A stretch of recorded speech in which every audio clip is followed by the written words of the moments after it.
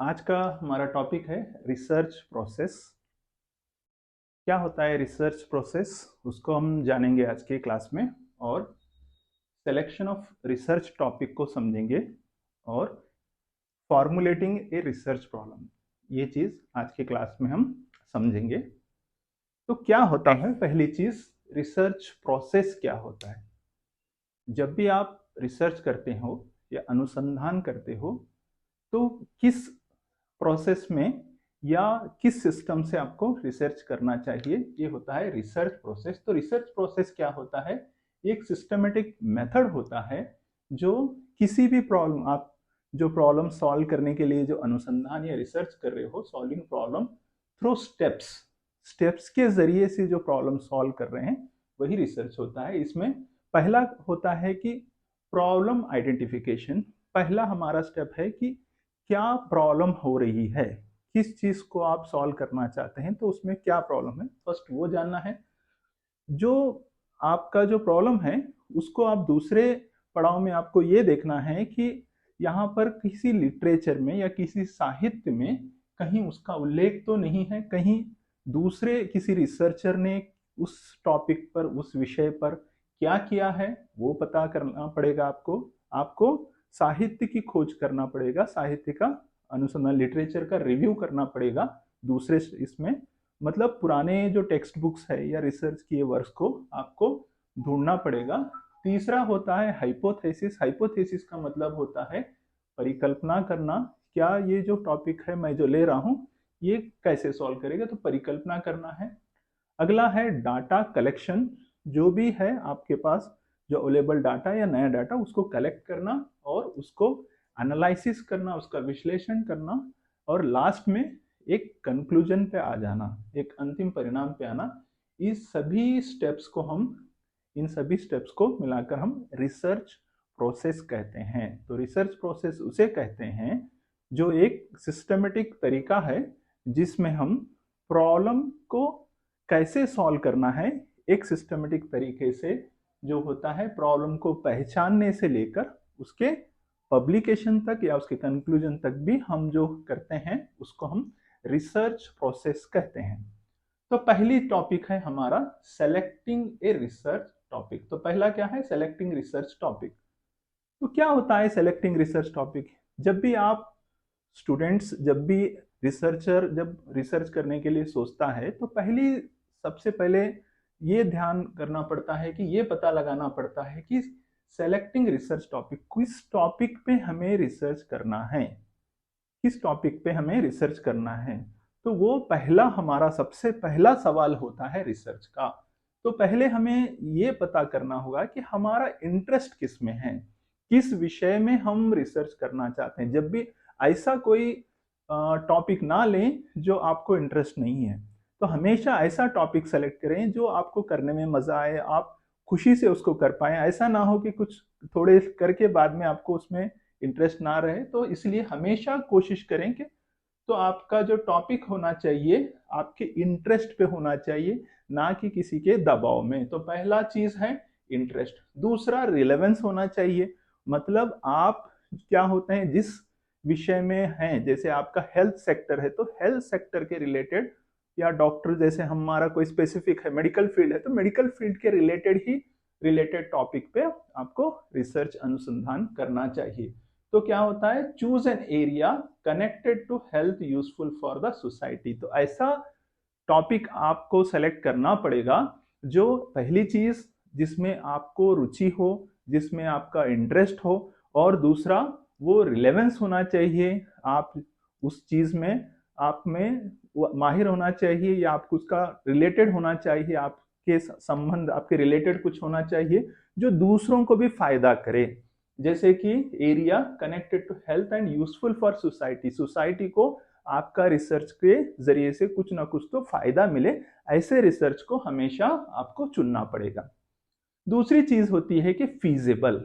Feasible क्या होता है, जो हम करने योग्य, ऐसा टॉपिक सेलेक्ट करना पड़ेगा आपको, ऐसा विषय या रिसर्च के लिए ऐसा टॉपिक सेलेक्ट करना है जो हम फीजिबल, जो हम कर सकते हैं, उसको करने लायक। तो क्या होता है, ensure it possible with available time. तो आपका जो विषय आप जो चुन रहे हैं, क्या आप स्पेसिफिक टाइम में उसको कंप्लीट कर पाएंगे? जैसे आप पोस्ट ग्रेजुएशन के लिए, मास्टरी के लिए अगर आप रिसर्च कर रहे हैं, तो क्या है 2 या 2.5 साल में आप उसको कंप्लीट कर पाएंगे? आपका टाइम पीरियड उसको पता नहीं होना चाहिए, और जो होता है डाटा आपके पास होना चाहिए, और जो डाटा के अलावा जो होता है ये रिसोर्सेस, तो रिसोर्सेस आपके पास है या नहीं है? जैसे आप जिस विषय में रिसर्च कर रहे हो, तो उस चीज का आपके पास सभी साधन होने चाहिए। जैसे अगर कोई इंस्ट्रूमेंट, अगर हीमोग्लोबिन के लिए अगर कर रहे हैं, तो आपके पास सीबीसी मशीन है या नहीं है, या आपके पास जो भी विषय में कर रहे हैं सभी इंस्ट्रूमेंट, सभी रिसोर्सेस है नहीं, आप जितना भी चीज चाहिए वो है या नहीं है, उसको पता करने के बाद में ही आपको वो टॉपिक सेलेक्ट करना पड़ेगा। तो सिंपल बात में ऐसा टॉपिक सेलेक्ट करना है जो इंटरेस्ट होना चाहिए, आपका रिलेवेंस होना चाहिए, जो किसी को फायदा कर सके आपके हेल्थ के रिलेटेड, और दूसरा फीजिबल, जो आपके आपके स्पेसिफिक टाइम पीरियड में खत्म हो जाए, और जिसका डाटा आप कलेक्ट करने योग्य हो गए, डाटा कलेक्ट करने, और रिसोर्सेस जो आपको रिसोर्सेस उपलब्ध हैं, उस पे आपको उस साधनों के हिसाब से ही वही टॉपिक सेलेक्ट करना है। ऐसा टॉपिक ना सेलेक्ट करें जो आपके हिसाब से और बाहर हो जाए। जैसे किसी विषय में बहुत पैसे लगने वाले हैं, अननेसेसरी आप वो विषय लेकर आप टाइम वेस्ट करेंगे, या ऐसा कोई चीज ले रहे हैं जो जिसके कोई पेशेंट मिलते ही नहीं, ऐसा कोई चीज ले रहे हैं जिसका कोई इलाज आपके आसपास ना हो, तो ऐसे चीजों से बचिए आप। तो हमेशा टाइम पे हो जाए, डाटा जिसका अवेलेबल है और अवेलेबल कर सकें, या पहले से अवेलेबल है, या रिसोर्सेस सभी साधन उपलब्ध हों, उसी का ही हमें टॉपिक सेलेक्ट करना है। नेक्स्ट चीज होती है इसके बाद में लिटरेचर रिव्यू। लिटरेचर रिव्यू क्या होता है? साहित्य का अनुसंधान करना। जैसे मान लीजिए आप किसी स्पेसिफिक टॉपिक को आप सेलेक्ट करने का सोच रहे हैं, तो उस विषय में आपको पुराने लिटरेचर में या पुराने रिसर्च वर्क में आपको ढूंढना पड़ेगा। कहीं आपका टॉपिक जो है किसी और ने तो नहीं किया। जैसे उदाहरण के लिए ले लीजिए iron deficiency anaemia in pregnancy, तो आप मान लीजिए इस विषय में कर रहे हैं, तो आप उस विषय पर आपको पुराना लिटरेचर ढूंढना पड़ेगा, पुराने जर्नल्स ढूंढने पड़ेंगे, पुराने पब्लिकेशन ढूंढना पड़ेगा, ताकि वहां पर आपका जो विषय है किसी और ने किया है, तो उसमें क्या रिसर्च गैप है, मतलब कितना किया है और करने से उसको क्या फायदा हुआ है, क्या उपयोग हुआ है, उसको आपको रिसर्च गैप पता करना पड़ेगा। तो आइडेंटिफाई व्हाट ऑलरेडी स्टडी, जो पहले से क्या उस विषय पर आप जो करने वाले हो, क्या उसमें विषय में ऑलरेडी उस पर अध्ययन हुआ है, और पहले से नॉलेज में क्या गैप हुआ है, तो आप उसमें और क्या ऐड करना चाहते, क्यों करना चाहते, वो नॉलेज का गैप पता लगता है आप जब भी लिटरेचर का। तो अगला स्टेप होता है लिटरेचर रिव्यू। इसमें ये पता लगता है कि आप कितना डीप जाना है और क्या गैप है, पहले से किए हुए रिसर्चर ने क्या गैप रखा है, वो पता लगता है लिटरेचर रिव्यू से। अगला होता है कि स्कोप, कितना दायरा है। तो क्या होता है, keep specific not the board. तो यहां पर क्या होता है, जब भी आप रिसर्च करोगे तो आपका टॉपिक स्पेसिफिक होना चाहिए, ना कि बहुत बड़ा या ब्रॉड होना चाहिए। क्योंकि इससे क्या होगा, क्योंकि या ये तो टाइम पे खत्म नहीं होगा, या डाटा कलेक्ट करने के लिए मुश्किल आएगा, या उसका रिसोर्स में बहुत सारे पैसे खर्चा हो जाएंगे, बहुत सारे पब्लिक लगेगा, तो इस तरह से प्रॉब्लम्स आपको बहुत सारे फेस करना पड़ेगा। तो हमेशा जब भी आप रिसर्च करने का सोच रहे हैं, तो उस विषय का जो होता है स्पेसिफिक जो होना चाहिए, आपका टॉपिक होना चाहिए। तो स्पेसिफिक टॉपिक ही सेलेक्ट करेंगे। जैसे कि मान लीजिए इस विषय में एग्जाम्पल में इंस्टेड ऑफ डायबिटीज, तो पूरे डायबिटीज पे स्टडी करने के बजाय आप फोकस किस पे कर सकते हैं, इफेक्ट ऑफ डाइट, किसी स्पेसिफिक डाइट को जो ब्लड शुगर कम करे। जैसे मान लीजिए कोई स्पेसिफिक खान पान है जो खाने से क्या ब्लड शुगर कम होगा, तो स्पेसिफिक सेलेक्ट कर रहे हैं एक ही खान पान, तो उससे कम हो रहा है, ना कि पूरा डायबिटीज लेके बैठेंगे जो कभी खत्म नहीं होगा। तो इस तरह से आपको टॉपिक सेलेक्ट करने पड़ेगा। तो जब भी आप रिसर्च करने के लिए पहला विषय जो टॉपिक सेलेक्ट करते हो, तो वो एकदम स्पेसिफिक होना चाहिए, ना कि जो ब्रॉड हो। तो सिंपल बात में क्या होता है, सेलेक्टिंग ए रिसर्च टॉपिक।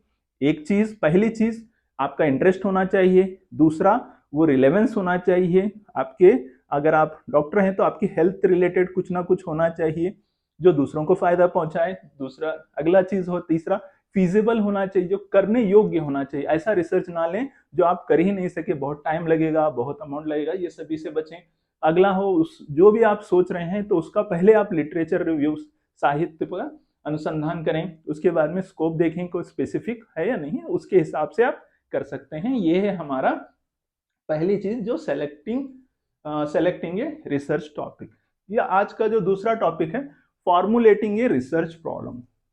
ये क्या होता है, जैसे मान लीजिए आपने एक टॉपिक सेलेक्ट किया है कि हाँ मुझे डायबिटीज पे काम करना है, हाँ मुझे आयरन डेफिशिएंसी पे काम करना है, तो आप उस टॉपिक को क्वेश्चन रूप में कन्वर्ट करना पड़ेगा। तो उसको प्रश्न रूप में, स्पेसिफिक प्रश्न रूप में कन्वर्ट करना ही होता है फॉर्मुलेटिंग। तो उसको फॉर्मूला के मतलब कन्वर्ट करना है, उसको क्वेश्चन के लायक बनाना है।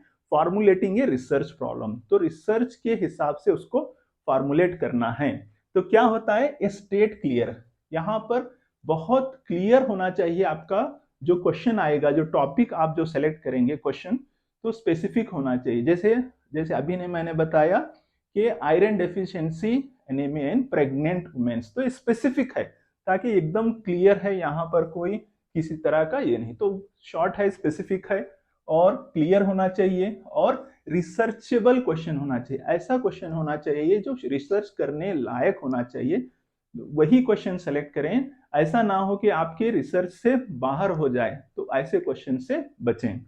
तो फॉर्मुलेटिंग क्वेश्चंस, तो जब भी आप क्वेश्चन बनाएंगे तो आपका जो क्वेश्चन, जो पहला, जब भी आप सिनॉप्सिस या थीसिस लिखोगे तो पहला जो क्वेश्चन होगा, पहली जो पॉइंट होगी, तो आप क्वेश्चन बनाना पड़ेगा। तो वो क्वेश्चन कैसे होना चाहिए, एकदम क्लियर होना चाहिए, स्पेसिफिक होना चाहिए और रिसर्च करने योग्य क्वेश्चन होना चाहिए, रिसर्चेबल क्वेश्चन। और वो क्वेश्चन क्या होना चाहिए, वो स्मार्ट होना चाहिए। हम रिसर्च में इसको स्मार्ट कहते हैं। स्मार्ट मतलब ऐसा क्राइटेरिया को फॉलो करना चाहिए वो क्वेश्चन जो स्मार्ट हो। स्मार्ट का मतलब होता है स्पेसिफिक, मतलब किसी स्पेसिफिक चीज को वो बताता है। कोई, जैसे मान लीजिए कोई स्पेसिफिक, जैसे मैंने बताया कि आयरन डेफिशिएंसी प्रेगनेंसी, तो स्पेसिफिक चीज ही बताए। ऐसे चीजों को आपको क्वेश्चन को फार्मुलेट करना है, स्पेसिफिक होना चाहिए, मेजरेबल होना चाहिए।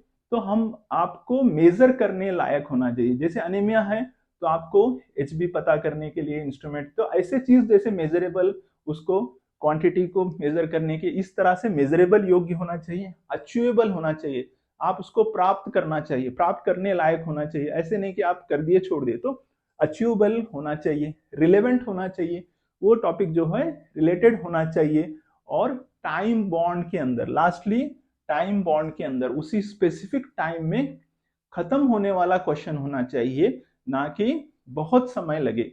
तो जब भी आप अपना रिसर्च प्रॉब्लम को फॉर्मुलेट करोगे, रिसर्च में जब भी आप अपना प्रश्न बनाओगे रिसर्च करने के लिए, वो रिसर्च प्रश्न किस क्राइटेरिया को फॉलो करना है, स्मार्ट क्राइटेरिया को फॉलो करना चाहिए। स्मार्ट क्राइटेरिया, स्मार्ट का मतलब होता है स्पेसिफिक, मेजरेबल, अचीवेबल, रिलेवेंस और टाइम बॉन्ड। इस मेथड्स को फॉलो करके आपका क्वेश्चन बनाना है।